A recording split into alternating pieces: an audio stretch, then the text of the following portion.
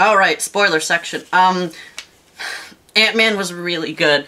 And because of...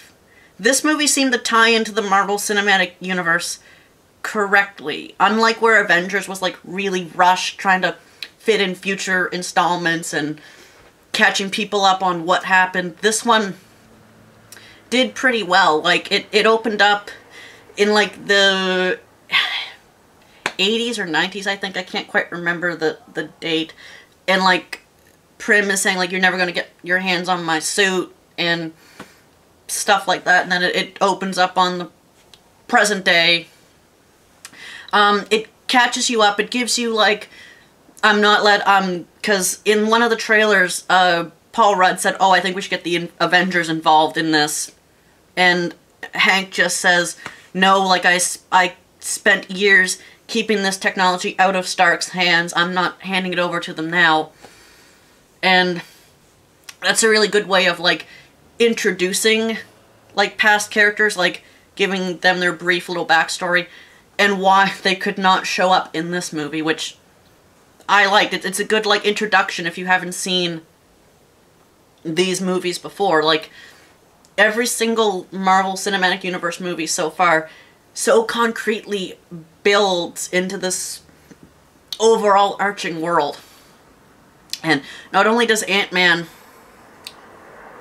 establish old characters, like Falcon's in it, like, I was pissed off halfway through the movie because you see in the trailers that Yellow Jacket obviously becomes the main villain. Because the whole point of the movie is them to steal the Yellow Jacket suit before Yellow Jacket can become Yellow Jacket. So I was watching, I was like, what the fuck? The trailer's like, oh, they're obviously gonna fail the heist or something, like, what the fuck?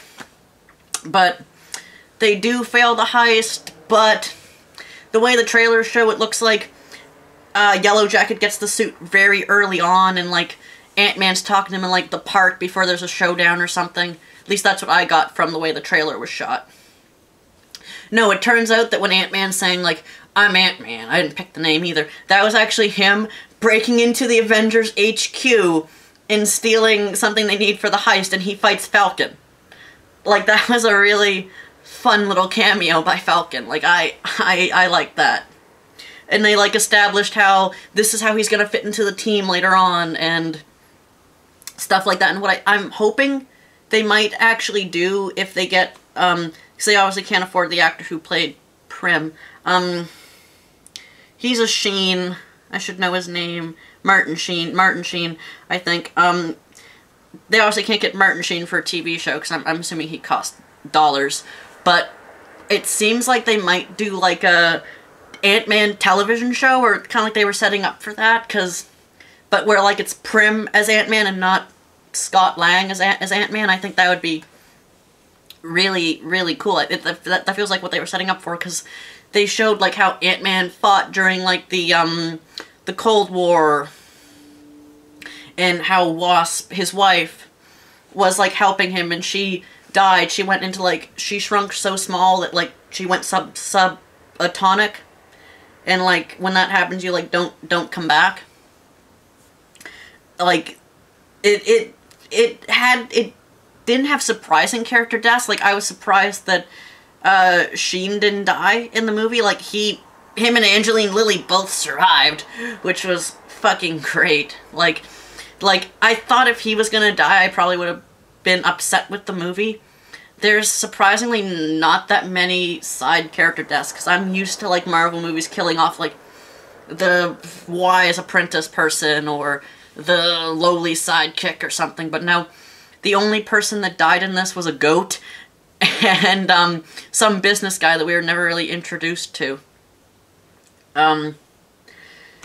But the deaths in this were fucking gory and just weird. Like, when, Yellow Jacket kills off this business guy who, like, I'm not gonna buy this technology, it's dangerous and we shouldn't be doing this. He, like, shrinks him, but the gun doesn't work properly on people, so, like, when they shrink, they just turn into, like, this, like, pink jelly.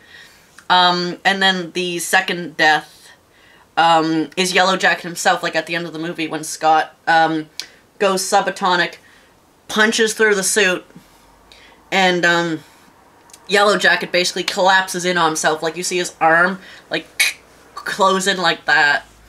Like, it was pretty intense. Like, I was surprised. Like, there were little kids in the theater and they were, like, crying when, like, the guy got turned into, like, flesh soup at the start. Like, I thought that was kind of funny. But, a little bit tone-wise, I can see where the directors probably, like, switched. Because there is a fair amount of Paul Rudd just being Paul Rudd in this, which works. This is more of a light-hearted character. But then it doesn't work when the original Ant-Man is telling the story about how his, like, wife died to his daughter, who just found this out for the first time, and, like, and then Paul Rudd just comes in like, we're breaking down barriers here. Yep. He's like, I spoiled the moment. That feels kind of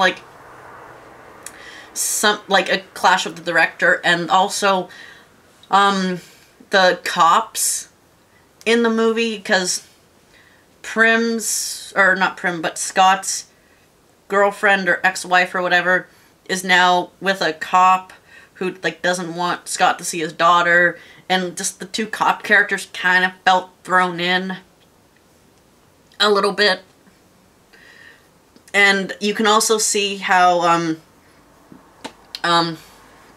the director they had on at the end, because you can see this way more towards the end of the movie when there's actual, like, cinematic fights, is what he likes to do is he has, like, the actors fighting, like, in the bug size scale, but then it'll zoom out and show, like, how insignificant that stuff is going on. That feels like it was the new director's idea, not Edgar Wright. I think Edgar Wright's idea was just to focus on, like, Ant-Man as he was doing his thing. And I actually kind of preferred the other director's idea, because the CGI ants and just, like, the way it all looked, it didn't look bad. It's just, it kind of bothered me after a while. I was like, this is kind of too much. But I would, like I said, I'd suggest going to see this. This is a very good introduction point for people who might not have watched these movies, or, like, if you're worried about getting into these movies, this is a good place to start. It's the right amount of cartoonish and weird without being, like, too over the top, and introduce you to previous characters that the other movies have. So, up next we have Trainwreck. So, see ya. If you like this video, like it, comment, subscribe, yada yada yada.